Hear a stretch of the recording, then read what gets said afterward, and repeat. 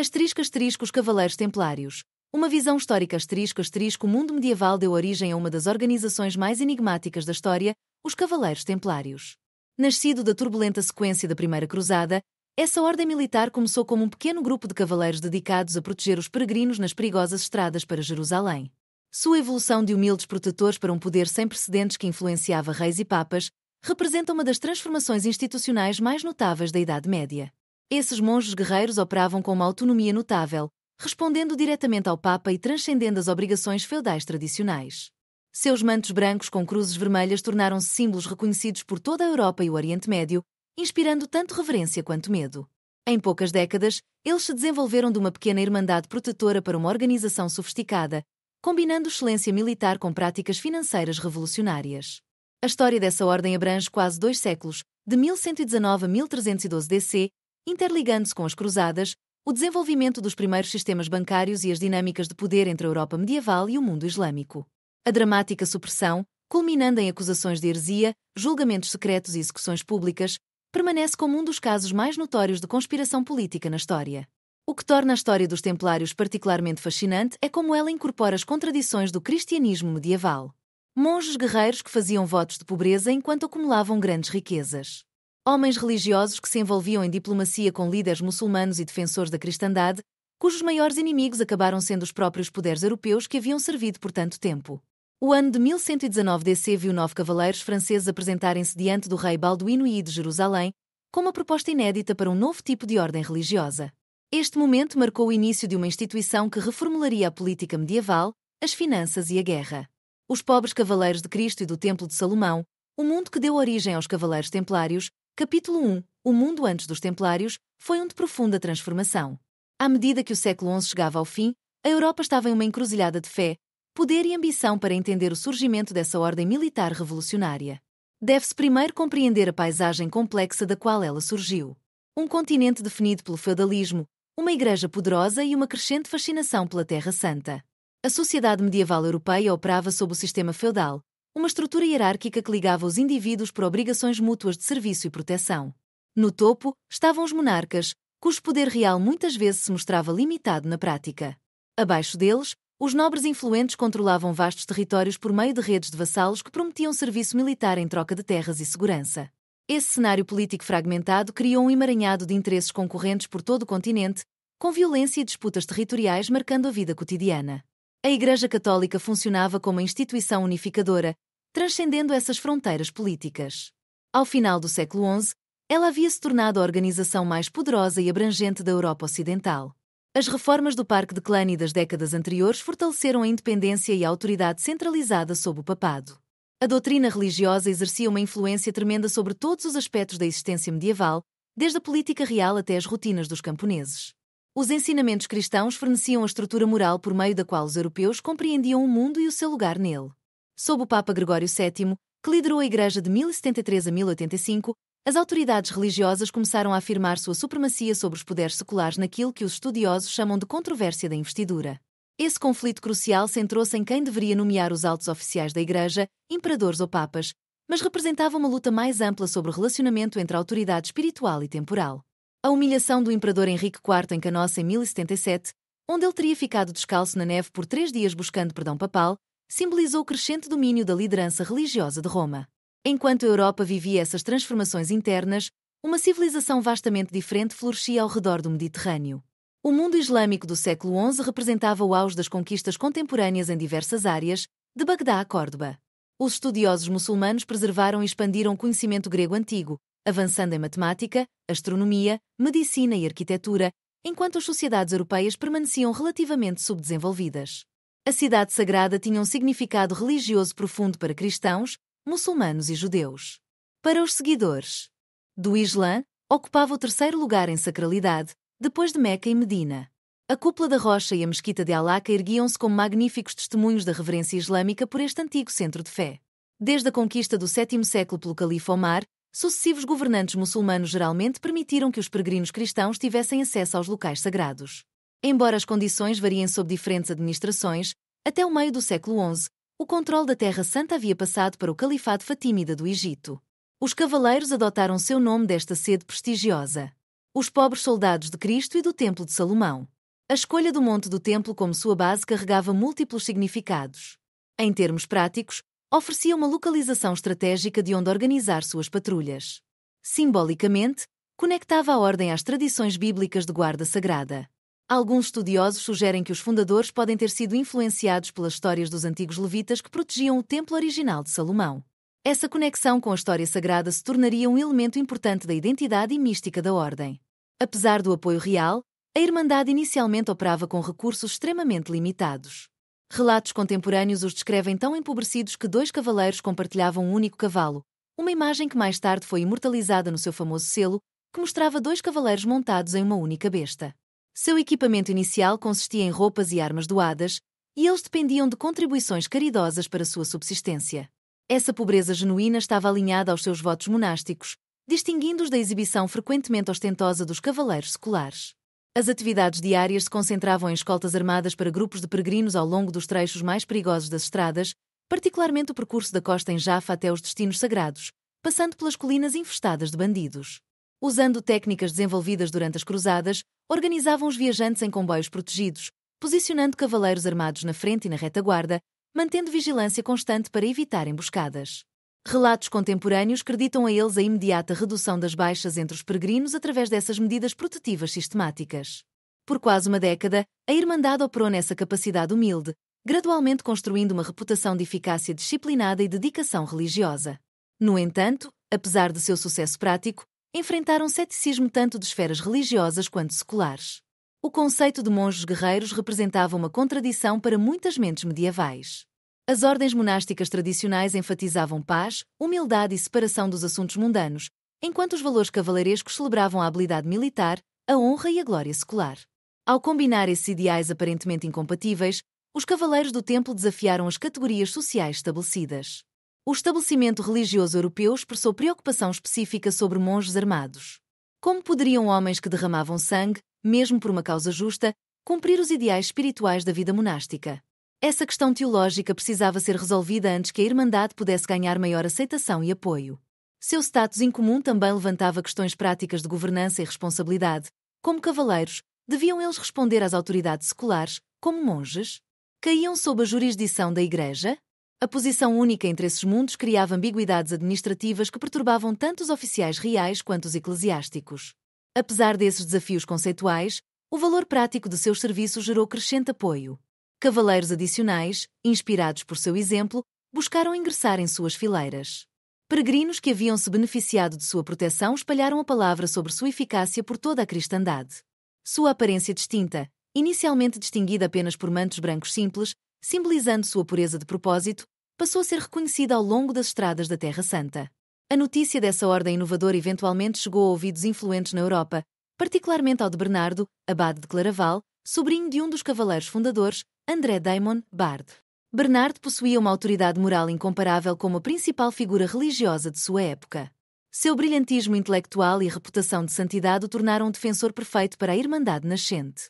Embora inicialmente cético sobre o conceito de monges guerreiros, Bernardo passou a reconhecer seu potencial como uma força para a proteção justa. Hugo reconheceu que, para sua ordem expandir sua missão, ela precisava de reconhecimento formal das mais altas autoridades da cristandade ocidental. Por volta de 1127, quase uma década após a fundação da ordem, ele liderou uma pequena delegação para a Europa em busca de aprovação papal e novos recrutas. Esta jornada transformaria a modesta Irmandade em algo muito mais significativo do que seus fundadores provavelmente haviam imaginado. O momento dessa missão europeia coincidiu com crescentes preocupações sobre a segurança dos Estados Cruzados. Os contratempos militares haviam destacado a posição precária dos territórios cristãos no Oriente, gerando um renovado interesse em apoiar sua defesa. Hugo habilmente apresentou sua ordem como parte da solução para esse problema urgente. Guerreiros dedicados que combinavam disciplina religiosa com eficácia militar, viajando pela França, Inglaterra, Escócia e Flandres, Hugo atraiu uma atenção significativa da nobreza. Impressionados com a missão da ordem, os cavaleiros templários se colocaram como protetores de viajantes vulneráveis contra saqueadores que exploravam qualquer fraqueza na defesa. Essa postura às vezes os colocava em desacordo com governantes que buscavam acordos diplomáticos para compensar as crônicas faltas militares. As relações entre as ordens militares adicionaram outra camada de complexidade política, mas o hospital foi originalmente fundado como uma organização médica. Cuidando de peregrinos, evoluiu para sua própria ala militar, parcialmente em resposta ao sucesso dos Templários, embora ambos servissem funções complementares. As duas ordens desenvolveram uma rivalidade intensa por doações, recrutas e influência. Essa competição ocasionalmente eclodia em conflitos abertos, exigindo intervenção papal ou real para restaurar a cooperação. O cenário político mudou dramaticamente após a desastrosa Batalha de Whiten e a subsequente queda de Jerusalém para as forças de Saladino. Com a capital do reino perdida e seu território reduzido a algumas cidades costeiras, a autoridade política se fragmentou ainda mais nesse ambiente de crise. As ordens militares, com seu financiamento independente e redes internacionais de recrutamento, ganharam ainda mais influência em relação aos governantes seculares enfraquecidos. Ao longo dessas evoluções políticas, os Templários enfrentaram um desafio fundamental: equilibrar sua missão espiritual específica com o engajamento pragmático na política mundana. Sua regra os comprometia a proteger os interesses cristãos na Terra Santa. No entanto, a proteção eficaz exigia manobras políticas que, às vezes, comprometiam os ideais monásticos. Os mestres gerais individuais navegaram por essa tensão de maneiras diferentes. Alguns mantiveram uma independência rígida dos envolvimentos políticos, enquanto outros se envolveram profundamente na governança de Outremer. Na segunda metade do século XII, a ordem tornou-se indispensável para a sobrevivência política dos Estados Cruzados. Seus castelos formaram a espinha dorsal da defesa territorial. Seus recursos financeiros apoiaram os tesouros reais em dificuldades. Suas conexões diplomáticas facilitaram alianças externas. No entanto, essa indispensabilidade gerou crescente ressentimento entre algumas autoridades seculares, que viram seu próprio poder cada vez mais limitado pela influência templária. A política complicada de Outremer moldou tanto a ordem dos Templários quanto a ordem moldou a política da região. De humildes guardiões de estradas, os Templários evoluíram para sofisticados atores políticos, equilibrando múltiplos papéis: defensores militares, corretores de poder financeiro e representantes dos interesses papais no Oriente. Essa evolução política preparou o terreno para sua ascensão à proeminência internacional, ao mesmo tempo em que semeou as sementes das tensões que eventualmente contribuiriam para sua queda. Capítulo 4. A regra dos Templários. A transformação de uma pequena irmandade de cavaleiros protetores em uma poderosa ordem internacional exigiu mais do que o simples reconhecimento papal. Exigiu uma estrutura abrangente que governasse todos os aspectos da vida dos membros, desde os horários de oração até a conduta no campo de batalha. Essa estrutura veio na forma da Regra Templária, um documento notável que combinava disciplina monástica com necessidade militar. A criação da regra no Conselho de Troyes marcou um momento crucial no desenvolvimento da ordem. Bernard de Claraval, a figura religiosa mais influente de sua época, desempenhou um papel central na formulação da regra. Seu tratado em louvor da nova cavalaria forneceu a base teológica necessária para esse conceito revolucionário. Nesses escritos, Bernard distinguiu os Templários dos cavaleiros seculares, a quem criticava por sua vaidade, ostentação e por lutarem por glória pessoal. Os Templários, ao contrário, representavam um novo ideal: homens que lutavam não por reconhecimento mundano, mas pela proteção dos inocentes e pela defesa da cristandade. O cavaleiro que protege sua alma com a armadura da fé, como cobre seu corpo com armadura de aço, escreveu Bernard. Ele é verdadeiramente destemido e seguro. Em ambos os aspectos, com seu corpo protegido por armadura de aço e sua alma pela armadura da fé, ele não teme nem demónios nem homens. Esse poderoso endosso de uma figura tão venerada silenciou muitos críticos, que questionavam se a guerra e a vida monástica poderiam coexistir. A regra original, em latim, consistia em 72 artigos que estabeleciam a fundação espiritual e organizacional da ordem. Nas décadas subsequentes, ela se expandiu consideravelmente, com seções adicionais abordando situações específicas e adicionando nuances aos regulamentos. O documento cobria tudo, desde os requisitos diários de oração até as técnicas adequadas de montar a cavalo, criando um guia completo para a vida templária. O poder e a influência dos Templários se expandiram pela Europa medieval e pelo Oriente Médio. Através de uma cuidadosa regulamentação de todos os aspectos da vida dos membros, a regra transformou os cavaleiros individuais em componentes de um gigante institucional que remodelaria a história medieval. Capítulo 5. Ascensão ao poder. Após seu reconhecimento oficial no Conselho de Troyes, a Ordem dos Templários passou por um período de expansão extraordinária que os transformou de uma pequena irmandade protetora em uma das instituições mais poderosas da Europa medieval. Essa ascensão notável baseou-se em vários fatores interconectados: aquisição estratégica de terras, inovação militar, patronato real e uma estrutura organizacional que transcendia as fronteiras políticas por toda a Europa. Famílias nobres competiam para apoiar a ordem com generosas doações, motivadas tanto por devoção religiosa genuína quanto pela busca de mérito espiritual para compensar pecados mundanos. Senhores de toda a Europa doaram propriedades extensas para a Irmandade. Um típico documento dessa época dizia: Eu, Conde Raymond, dou a Deus e aos cavaleiros do Templo Castelo de Bárbara com todas as suas terras e direitos, para a salvação de minha alma e de meus pais. Milhares de legados semelhantes se acumularam rapidamente, criando uma vasta rede de propriedades templárias que se estendiam da Escócia ao Mediterrâneo. Essas propriedades assumiam diversas formas, refletindo as economias variadas da Europa medieval. Propriedades agrícolas forneciam uma renda sustentável por meio de aluguéis e produção. Edifícios urbanos e centros comerciais em crescimento geravam fluxos de receita constantes. Castelos cuidadosamente posicionados controlavam importantes rotas comerciais e reforçavam a presença militar da ordem. Cada doação, independentemente de seu tamanho, contribuía para uma base econômica em expansão que sustentava sua missão central na Terra Santa. A administração desse portfólio em rápido crescimento exigia sistemas administrativos sofisticados. Comandantes locais, cada um sob a autoridade de um preceptor, operavam como unidades semi-autônomas responsáveis por maximizar a produtividade das propriedades regionais. Uma porcentagem de todas as receitas fluía para o leste para apoiar as operações nas fronteiras, criando um fluxo contínuo de recursos europeus para o tremer. Esse pipeline financeiro deu às forças templárias no Oriente vantagens significativas sobre outros contingentes cruzados, que dependiam de financiamento esporádico de patronos distantes. Enquanto expandiam territorialmente pela Europa, a Ordem estabeleceu simultaneamente sua sede icônica em Paris, o Templo. Esse complexo fortificado, próximo ao local atual da Place de la République, servia como seu centro administrativo para as operações ocidentais.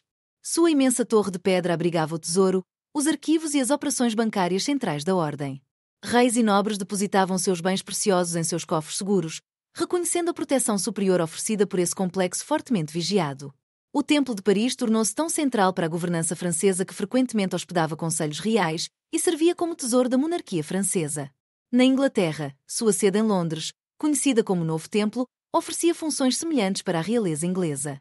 O rei João armazenava as joias da coroa lá, enquanto Henrique III utilizava a expertise financeira dos templários para gerenciar as contas reais por toda a Europa. Os preceptores templários se tornaram integrantes dos sistemas econômicos e políticos locais, transformando a ordem de visitantes estrangeiros em uma infraestrutura institucional essencial. O valor estratégico da Irmandade se estendeu além de suas contribuições econômicas. Seus castelos ocupavam posições defensivas críticas por todo o território cristão, formando uma rede de fortificações que complementavam os sistemas defensivos reais na Terra Santa. Fortalezas templárias, como o Castelo de Pella, eram imponentes símbolos do poder militar cristão, controlando rotas-chave e fornecendo bases seguras para operações contra forças hostis. A arquitetura de castelos, sob direção templária, refletia princípios sofisticados de engenharia militar, alguns adaptados de exemplos bizantinos e muçulmanos.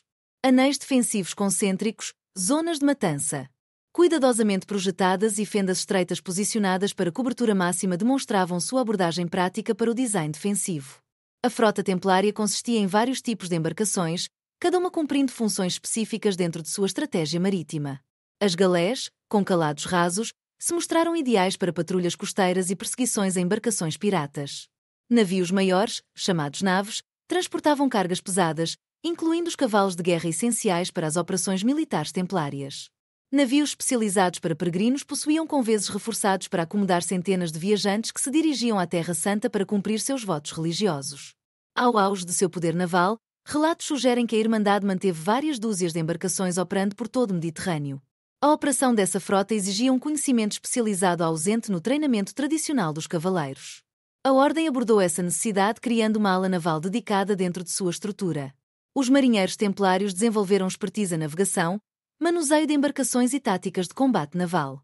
As posições de comando geralmente eram atribuídas a cavaleiros com aptidão demonstrada para operações marítimas, enquanto marinheiros experientes das repúblicas marítimas italianas frequentemente serviam como especialistas técnicos, trazendo conhecimentos avançados de navegação para o serviço da Irmandade. As operações navais templárias cumpriam múltiplos objetivos estratégicos além do simples transporte. Patrulhas regulares ao longo das rotas marítimas de peregrinos reduziram drasticamente os ataques de piratas a embarcações vulneráveis. Sistemas de comboios, agrupando embarcações mercantes sob a proteção templária, melhoraram a segurança comercial, fortalecendo as conexões econômicas entre o Oriente e o Ocidente. As forças navais forneciam suporte crítico para castelos costeiros, entregando suprimentos e reforços para instalações que de outra forma permaneceriam vulneráveis a cercos. O valor estratégico das capacidades navais templárias se tornou particularmente evidente durante a Terceira Cruzada, quando as forças cristãs realizaram o cerco de Acre. Embarcações templárias mantiveram um bloqueio naval crítico, impedindo que navios de socorro muçulmanos alcançassem a cidade defendida. Elas transportaram equipamentos de cerco para uso em terra e evacuaram soldados feridos para tratamento em áreas mais seguras. Esse apoio multidimensional foi essencial para a eventual recaptura cristã desta cidade portuária vital. Além das aplicações militares, os navios templários também prestaram serviços de transporte críticos para o esforço cruzado mais amplo. Quando nobres europeus e seus séquitos viajavam para o Oriente para cumprir seus votos de cruzada, frequentemente contratavam passagem em embarcações templárias, reconhecendo seu superior recorde de segurança e programação confiável. Peregrinos de meios mais modestos igualmente procuravam transporte templário quando disponível, dispostos a pagar tarifas elevadas pela segurança que esses navios proporcionavam. A Irmandade desenvolveu estruturas de tarifas padronizadas e estabeleceu horários regulares de navegação entre os principais portos do Mediterrâneo, criando uma forma primitiva de serviço organizado de passageiros. A expertise marítima desenvolvida para fins militares trouxe também benefícios comerciais significativos. Os navios templários participaram do comércio durante períodos de paz, transportando bens valiosos do Oriente para os mercados europeus e levando produtos ocidentais para o Oriente. Os lucros dessas viagens comerciais ajudaram a financiar a missão militar mais ampla da Ordem, ao mesmo tempo em que fortaleciam os laços econômicos entre regiões distantes. As principais casas da Ordem Cavaleiresca continham câmaras de tesouraria especializadas com sofisticados recursos de segurança. O Templo de Paris possuía uma torre de pedra de vários andares, com paredes de vários pés de espessura. Acessível apenas por uma entrada fortificada, guardada dia e noite pelos monges guerreiros. Dentro desses espaços protegidos, baús de ferro organizados por região continham bens valiosos e registros financeiros precisamente documentados. Essas instalações físicas representavam o armazenamento mais seguro disponível na Europa medieval, atraindo depósitos de quem buscava proteção incomparável para sua riqueza. Além da segurança física, essa rede financeira oferecia vantagens adicionais. Os membros letrados mantinham registros meticulosos em uma época em que a alfabetização era rara. Sua estrutura internacional facilitava transferências entre regiões com diferentes moedas e sistemas financeiros. Seu status religioso fornecia uma garantia moral de honestidade nas transações, algo ausente dos operadores financeiros seculares. Esses benefícios combinados tornaram seus serviços atraentes até para comerciantes judeus e muçulmanos, que normalmente eram desconfiados das instituições cristãs. A escala de suas operações financeiras cresceu para proporções notáveis quando os oficiais franceses mais tarde tomaram a sede de Paris. Eles precisaram de semanas para inventariar seu conteúdo, descobrindo depósitos substanciais de nobres, mercadores, instituições religiosas e dignitários estrangeiros, ao lado de tesouros reais. Escavações arqueológicas em locais usados pela Ordem desenterraram balanças especializadas para pesagem precisa de moedas, matrizes de selos para autenticação de documentos e fichas de contabilidade usadas para cálculos complexos. Evidências físicas de operações financeiras sofisticadas. As funções bancárias desses monges guerreiros se estenderam a serviços de gestão estatal, que hoje seriam considerados atividades de confiança e investimento. Nobres cruzados que partiam por longos períodos frequentemente colocavam toda a sua propriedade sob a administração dessa ordem confiável. Os irmãos cavaleiros gerenciavam propriedades agrícolas, coletavam aluguéis, resolviam disputas entre inquilinos e entregavam as receitas ao destino do proprietário no Oriente ou a familiares designados que permaneciam na Europa. Esses serviços abrangentes exigiam sofisticação administrativa considerável, incluindo especialização legal sobre direitos de propriedade em várias jurisdições. As operações financeiras geraram críticas substanciais, juntamente com sua popularidade. Tradicionalistas religiosos questionavam se tais envolvimentos financeiros mundanos eram apropriados para uma organização monástica dedicada à guerra espiritual. Agiotas seculares ressentiam a competição de uma instituição isenta de impostos e de muitas regulamentações comerciais. Operadores financeiros judeus, anteriormente dominantes nos mercados de crédito europeus, viram seu papel tradicional cada vez mais restrito, à medida que os governantes cristãos passavam a preferir os serviços oferecidos por esses banqueiros cristãos. A ordem militar defendia suas atividades financeiras como extensões necessárias de sua missão protetora, assim como suas espadas protegiam a segurança física dos peregrinos. Seus instrumentos financeiros protegiam o bem-estar econômico dos viajantes, e as receitas geradas pelos serviços financeiros sustentavam suas operações militares na defesa dos territórios cristãos no Oriente. Essa justificativa pragmática satisfez a maioria dos observadores contemporâneos, embora as tensões entre os ideais espirituais e as operações comerciais criassem debates internos contínuos dentro da Irmandade. As inovações financeiras desenvolvidas por esses monges cavaleiros levantam questões históricas intrigantes sobre suas origens. Alguns estudiosos sugerem influências possíveis dos sistemas financeiros islâmicos encontrados durante as operações da Ordem no Oriente. Comerciantes muçulmanos haviam desenvolvido vários instrumentos de crédito compatíveis com as proibições islâmicas contra empréstimos com juros, criando modelos potenciais para adaptações pela Ordem cristã. Práticas bizantinas podem ter fornecido influências adicionais, particularmente em relação aos formatos documentais usados para transações comerciais. A abordagem pragmática da Irmandade para os desafios operacionais os tornou receptivos a adotar métodos eficazes, independentemente da origem. Suas inovações financeiras tiveram efeitos particularmente transformadores no comércio internacional. Mercadores envolvidos no comércio de longa distância enfrentavam desafios assustadores, como conversão de moedas, segurança de fundos durante o transporte e estabelecimento de crédito em mercados distantes. A rede internacional da Ordem reduziu dramaticamente essas barreiras, permitindo operações comerciais em distâncias anteriormente proibitivas. Essa facilitação do comércio contribuiu significativamente para o renascimento comercial que transformou a vida econômica europeia durante a Alta Idade Média.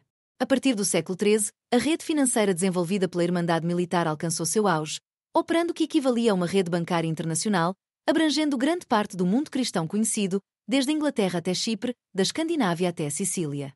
Seus comandantes forneciam serviços financeiros padronizados para clientes que iam de humildes peregrinos a chefes de Estado coroados. Essa infraestrutura financeira representou uma conquista institucional sem precedentes na Europa medieval e inigualável até à ascensão das casas bancárias italianas séculos depois. As taxas de salários da Ordem geralmente superavam os padrões locais, atraindo trabalhadores qualificados e reduzindo a rotatividade.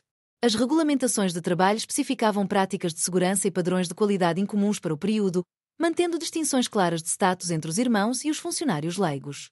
Suas práticas operacionais demonstraram maior preocupação com o bem-estar dos trabalhadores do que a maioria dos empregadores medievais, refletindo princípios religiosos aplicados às relações econômicas. O desenvolvimento econômico nas fronteiras representava uma capacidade especializada dentro de seu sistema econômico mais amplo, em regiões disputadas como a Ibéria e o leste europeu. A Ordem recebeu extensas doações de territórios subdesenvolvidos, que exigiam investimentos significativos antes de gerar retornos. Especializaram-se em transformar essas zonas de fronteira em regiões produtivas por meio de desenvolvimento sistemático de infraestrutura, desmatamento, construção de moinhos, estabelecimento de assentamentos e obras defensivas que possibilitavam a colonização agrícola. Essa expertise econômica de fronteira os tornava particularmente valiosos para governantes que buscavam consolidar o controle sobre territórios recém-adquiridos.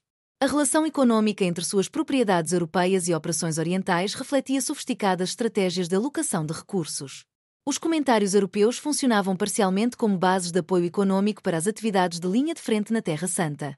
Uma porcentagem padronizada das receitas europeias fluía para o leste, proporcionando apoio financeiro consistente, independentemente das condições políticas imediatas que afetavam o financiamento tradicional das cruzadas. Esse fluxo de recursos confiável deu às forças da Irmandade Sagrada vantagens operacionais significativas sobre outros participantes das cruzadas, que dependiam de financiamento esporádico de patronos distantes. Suas operações econômicas demonstraram notável resiliência durante períodos de agitação política, quando contratempos militares no Oriente interromperam as atividades econômicas normais. A Ordem Cavaleiresca podia redirecionar recursos por canais alternativos dentro de sua rede. Essa adaptabilidade se mostrou particularmente valiosa após a perda de Jerusalém, quando sua infraestrutura econômica continuou funcionando apesar de ajustes territoriais significativos. A natureza distribuída de suas operações econômicas tornou-as menos vulneráveis a interrupções localizadas do que instituições medievais mais centralizadas. O poder econômico gerado por esses sistemas integrados inevitavelmente atraiu a atenção política. Os reis reconheceram o valor estratégico de uma instituição capaz de mobilizar rapidamente recursos substanciais além das fronteiras internacionais.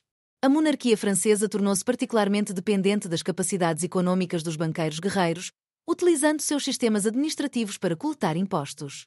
Suas instalações para armazenar bens reais e sua expertise financeira para gerenciar as finanças da coroa. Esse entrelaçamento econômico com a governança secular criou vulnerabilidades políticas que, eventualmente, contribuiriam para sua queda. Evidências documentais revelam uma compreensão sofisticada dos princípios monetários incomuns para sua época.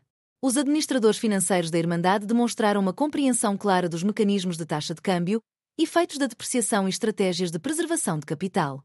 Suas operações internacionais os familiarizaram com sistemas monetários diversos e suas respectivas estabilidades.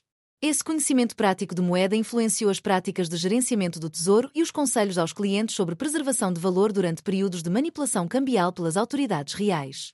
Investigações arqueológicas de locais usados pela Ordem Militar desenterraram evidências físicas de sua sofisticação econômica. Instalações de armazenamento escavadas revelam sistemas padronizados de gerenciamento de inventário. Restos de oficinas mostram arranjos de linha de produção, maximizando a eficiência. Instalações agrícolas demonstram tecnologias de gestão de água, aumentando a produtividade da terra. Essas evidências materiais confirmam a evidência documental contemporânea sobre sua abordagem sistemática para a organização econômica. O impacto econômico de suas atividades se estendeu bem além dos limites de sua própria instituição. Mercados regionais se desenvolveram ao redor de centros comerciais estabelecidos pelos cavaleiros cruzados. As rotas de transporte melhoraram para acomodar suas atividades comerciais. As práticas bancárias pioneiras em suas casas de contabilidade se espalharam para operações comerciais seculares. Suas inovações econômicas, portanto, exerceram influência muito além de suas operações diretas, catalisando o desenvolvimento econômico mais amplo por toda a Europa medieval. Esse equilíbrio criou uma comunidade distinta, combinando uma cadeia de comando disciplinada para eficácia militar com a igualdade espiritual diante de Deus. A comunicação dentro dessa comunidade seguiu padrões cuidadosamente estruturados durante as refeições e após as orações da noite. Um estrito silêncio prevalecia, de acordo com a tradição monástica. As horas de trabalho permitiam a comunicação operacional necessária, mas desestimulavam conversas ociosas. As reuniões do capítulo proporcionavam oportunidades formalizadas para tratar das preocupações da comunidade, com os irmãos falando por vez, de acordo com o posto e a senioridade. Esse ambiente de comunicação controlada reduzia conflitos, garantindo a coordenação necessária para operações complexas. As interações com o mundo além das instalações da Irmandade Militar seguiam uma regulação igualmente cuidadosa. A regra restringia contatos casuais com estrangeiros, particularmente mulheres, que eram completamente proibidas de entrar nas casas da ordem quando as funções externas exigiam interação com a sociedade secular. Os irmãos normalmente viajavam em pares para garantir responsabilidade mútua. Essas restrições visavam manter tanto a disciplina moral quanto a segurança operacional em um ambiente onde a crescente riqueza da organização atraía atenção constante. Entretenimento e lazer, conforme entendido na sociedade secular, tinham pouco espaço na vida desses monges guerreiros. A regra proibia explicitamente a caça por esporte, a presença em torneios como espectadores e a participação em celebrações seculares. O recreio físico assumia formas práticas, como nadar para exercitar os cavalos ou jogos direcionados ao desenvolvimento de habilidades relevantes para o combate. A leitura de lazer estava limitada a textos religiosos e materiais operacionais, em vez de literatura cavalheiresca popular apreciada pelos cavaleiros seculares. Essas restrições reforçavam a separação dos valores mundanos, mantendo o foco em sua missão espiritual e militar. A disciplina dentro dessa comunidade estruturada dependia de consequências graduadas para infrações. Violações menores, como falar durante o silêncio designado ou negligenciar a manutenção do equipamento, geralmente resultavam em orações adicionais ou redução temporária das rações de comida. Ofensas mais graves, como insubordinação ou sair de uma instalação sem permissão, poderiam resultar em punição corporal ou períodos de isolamento. As violações mais severas, especialmente aquelas que ameaçavam a reputação ou a missão da ordem, poderiam resultar em expulsão, encerrando efetivamente a carreira e a identidade de um cavaleiro. Relatos pessoais de irmãos da ordem religiosa de cavaleiros fornecem vislumbres da experiência vivida por trás dessas estruturas formais. Uma carta do irmão Ferrand para sua família descreve a transição do cavaleirismo secular. Meus dias, que antes passavam em caçadas ociosas e exibições vãs, agora encontram propósito em oração e na proteção daqueles que não conseguem se defender. Embora minha cama seja mais dura e minhas refeições mais simples, minha alma encontra descanso desconhecido em minha vida anterior. Tais testemunhos sugerem que, para muitos irmãos, a disciplina da ordem forneceu uma estrutura significativa, em vez de uma simples restrição opressiva. As experiências diárias variaram consideravelmente dependendo da atribuição dentro das extensas operações da Irmandade Cruzada. Um irmão designado para funções de escolta ao longo das rotas de peregrinos poderia passar semanas viajando entre casas seguras, mantendo vigilância constante contra tentativas de emboscada. Outro designado para operações financeiras poderia passar seus dias gerenciando transações complexas entre várias moedas. Um cavaleiro estacionado em um castelo de fronteira poderia alternar entre supervisão de construção, diplomacia local com comunidades vizinhas e patrulhas periódicas. Essa diversidade operacional proporcionou experiências variadas dentro da estrutura consistente de disciplina mantida pela Ordem Sagrada. O caráter internacional dos monges cavaleiros criou outro aspecto distintivo da vida diária: a interação regular com irmãos de diversas origens europeias. Um cavaleiro francês poderia servir ao lado de irmãos espanhóis, ingleses e alemães, criando comunidades multilingües, incomuns para a sua época. Enquanto o latim servia como língua comum para observâncias religiosas e comunicações oficiais, as operações diárias frequentemente exigiam multilinguismo prático. A derrota mais catastrófica para as forças cristãs, incluindo substanciais contingentes da Irmandade Guerreira, aconteceu nas Horas de Atin, em julho de 1187.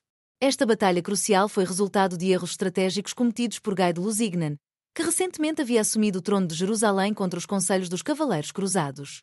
Gai marchou com seu exército por um terreno sem água durante o calor extremo do verão, permitindo que Saladino escolhesse o terreno mais favorável para a batalha. Fontes sugerem que os cavaleiros guerreiros aconselharam contra essa estratégia de alto risco, mas, no final, seguiram as ordens do rei. Apesar das suas reservas, enquanto o exército cruzado sofria com o calor e a sede, forças da ordem militar e cavaleiros hospitalários formaram a retaguarda, protegendo seus flancos vulneráveis. Quando a batalha finalmente começou, essas ordens militares realizaram cargas desesperadas tentando romper o cerco. Relatos contemporâneos descrevem ondas de cavaleiros de manto branco lançando ataque após ataque contra as linhas muçulmanas, mesmo enquanto o exército cruzado se desintegrava ao redor deles até o fim da batalha. Quase todo o contingente de guerreiros sagrados presentes foi morto ou capturado. As consequências provaram ser ainda mais devastadoras. Ao contrário dos cavaleiros seculares, que ofereciam oportunidades de resgates, os membros capturados da Irmandade religiosa enfrentaram execução imediata. Saladino supervisionou pessoalmente a decapitação de aproximadamente 200 cavaleiros de ambas as ordens militares, considerando-os os inimigos mais perigosos nas fileiras dos cruzados. Esta eliminação direcionada de irmãos experientes representou um golpe devastador para as capacidades militares cristãs na região. Dentro de meses, Jerusalém caiu para as forças de Saladino, efetivamente encerrando o primeiro reino cruzado. Essa catástrofe, paradoxalmente, aumentou a importância da ordem nos territórios cristãos remanescentes, com as forças seculares devastadas e muitos nobres capturados. As ordens militares, com seu financiamento independente e redes internacionais de recrutamento, tornaram-se a principal linha de defesa para as cidades costeiras sobreviventes. Os castelos dos monges guerreiros formaram pontos fortes críticos enquanto as forças de Saladino varriam os antigos territórios cristãos. As capacidades navais provaram ser essenciais, mantendo as linhas de suprimento para postos avançados que de outra forma seriam impossíveis de defender. A Terceira Cruzada, lançada em resposta à queda de Jerusalém, trouxe novas oportunidades para contribuições militares da Irmandade Cavaleiresca. Quando as forças de Ricardo Coração de Leão avançaram pela costa palestina, contingentes da Ordem Sagrada serviram tanto como unidades de batalha quanto como intérpretes culturais para os comandantes europeus, que não estavam familiarizados com as condições locais. A Irmandade forneceu capacidades especializadas de reconhecimento, guias familiarizados com terrenos difíceis e conselheiros sobre métodos de combate muçulmanos. Ricardo frequentemente posicionava unidades dos guerreiros religiosos em pontos críticos de suas formações de batalha, reconhecendo sua superior disciplina e familiaridade com a guerra regional. Durante essa campanha, os cavaleiros guerreiros demonstraram seu valor além das operações de combate direto. Sua rede financeira facilitou os pagamentos, sustentando o exército de Ricardo depois que seu tesouro se esgotou. Suas capacidades linguísticas possibilitaram negociações com as forças muçulmanas quando necessário. Seus castelos forneciam bases seguras de onde as operações da campanha poderiam ser lançadas. Esse apoio multidimensional foi essencial para os sucessos cruzados, embora limitados, na restauração dos territórios cristãos. Os irmãos guerreiros encontraram-se assumindo responsabilidades defensivas cada vez maiores com o apoio externo diminuindo. Enquanto isso, desenvolvimentos políticos no mundo islâmico alteraram fundamentalmente o cenário estratégico. O surgimento do sultanato mameluco no Egito criou um novo e formidável adversário para os territórios cruzados restantes.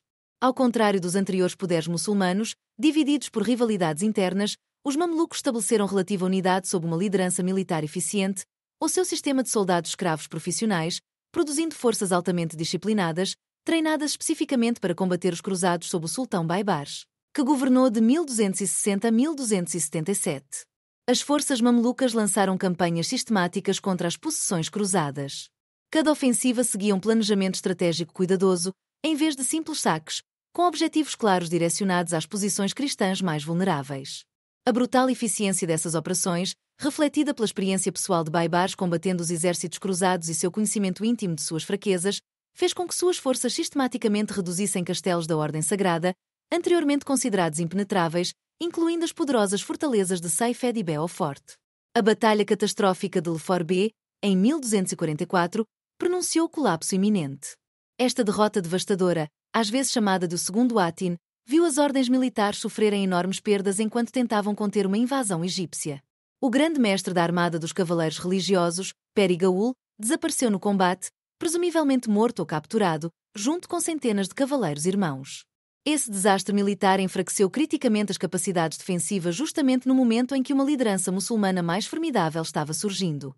As divisões internas entre as fações cristãs enfraqueceram ainda mais a resistência eficaz a essas crescentes ameaças. Rivalidades comerciais entre as repúblicas marítimas italianas, Gênova, Veneza e Pisa, frequentemente resultavam em guerra aberta dentro dos portos cruzados. A guerra resultante de Cent Sabas em Acre, durante a década de 1250, colocou cristãos contra cristãos em combates de rua, tão intensos que observadores muçulmanos relataram espanto com esse comportamento autodestrutivo. Esses conflitos desviaram recursos da defesa externa, enquanto danificavam a infraestrutura e minavam o comando unificado. As ordens militares também contribuíram para essa desunião através de sua intensa rivalidade. As forças dos monges guerreiros e cavaleiros hospitalários, embora teoricamente dedicadas à mesma causa, frequentemente seguiam estratégias divergentes e competiam por recursos limitados em momentos críticos. Essa competição impedia a coordenação eficaz entre as duas organizações, as mais bem posicionadas para oferecer resistência significativa aos avanços muçulmanos. Essa acusação gerou uma das mais notórias perseguições legais da história. O contexto imediato para essa catástrofe está centrado nas dificuldades financeiras de Filipe IV, conhecido contemporaneamente como Filipe, o Belo, devido à sua aparência marcante. Suas políticas fiscais, no entanto, foram tudo menos equitativas. Guerras caras com a Inglaterra e Flandres haviam esgotado os cofres reais. Seus expedientes financeiros anteriores, como a desvalorização da moeda, a confisco de propriedades judaicas, o imposto sobre o clero contra objeções papais, haviam gerado resistência substancial, ao mesmo tempo que ofereciam apenas alívio temporário. A enorme riqueza controlada pela ordem religiosa representava um alvo irresistível para um governante perpetuamente em busca de novas fontes de receita. A relação do rei com a Irmandade tinha sido próxima. Como seus predecessores, Filipe havia utilizado a expertise financeira dos monges cavaleiros, armazenando tesouros reais em seus cofres em Paris e nomeando seus oficiais para cargos de tesouraria. Durante um tumulto parisiense em 1306, o rei se refugiou na fortaleza do Templo, protegido pela mesma organização que mais tarde destruiria. Essa confiança anterior tornou a subsequente traição ainda mais notável. Além da motivação financeira, havia cálculos políticos mais amplos. A autonomia excepcional da Irmandade Militar em relação à autoridade secular representava um desafio à visão de Filipe de um poder real centralizado. Sua responsabilidade direta perante o Papa contrariava seus esforços para estabelecer controle monárquico sobre todas as instituições dentro do território francês. Sua estrutura internacional criava lealdades divididas, o que poderia minar a coesão nacional. Seus extensos privilégios estabeleciam precedentes que limitavam a autoridade real, que Filipe procurava eliminar sistematicamente. O rei encontrou um colaborador perfeito em Guilherme de Nogueira, seu ministro-chefe e estrategista legal, um jurista habilidoso, treinado em direito romano, que já havia orquestrado o audacioso ataque ao Papa Bonifácio VIII em Anagni, em 1303. Essa violenta confrontação, destinada a facilitar a abdicação forçada do Papa, demonstrou sua disposição de empregar medidas extremas contra até as mais altas autoridades espirituais quando os interesses reais exigissem.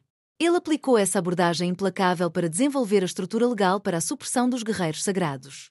A estratégia de Nogueira estava centrada nas acusações de heresia. As acusações mais sérias possíveis na jurisprudência medieval, categorizando a ação planejada como uma questão de purificação religiosa, em vez de conveniência política. O governo de Filipe buscou neutralizar possíveis objeções papais, ao mesmo tempo em que justificava a apreensão dos bens pertencentes aos cavaleiros religiosos. As acusações específicas combinaram alegações tradicionais de heresia com elementos chocantes, projetados para evitar qualquer simpatia pública pelos acusados.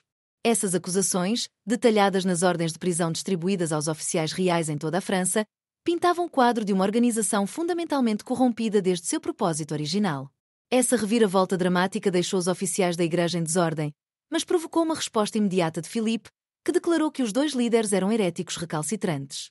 Sem mais processo judicial, naquela mesma noite, os dois líderes foram queimados na fogueira em uma pequena ilha no Rio São.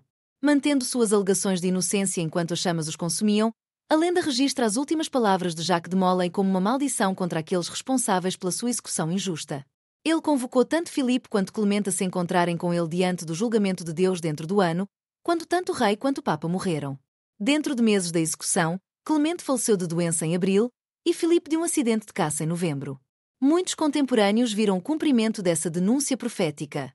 Esta conclusão dramática consolidou a história dos Cavaleiros Templários na imaginação popular, transformando o assassinato judicial em uma lenda. A supressão representou um marco nas relações de poder europeias entre a autoridade secular e religiosa. Um governo monárquico havia destruído com sucesso uma organização religiosa internacional, apesar de sua proteção papal direta. Os mecanismos legais empregados, particularmente o uso de acusações de heresia para justificar a apreensão de propriedades, estabeleceram precedentes perigosos para futuros usos do poder judicial contra instituições inconvenientes.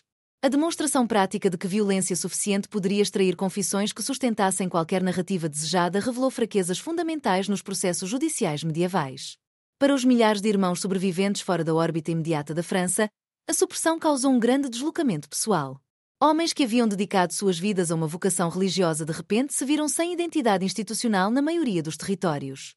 Eles receberam modestas pensões provenientes das antigas propriedades da Irmandade Guerreira, normalmente condicionadas à residência em outras casas religiosas, onde poderiam ser monitorados.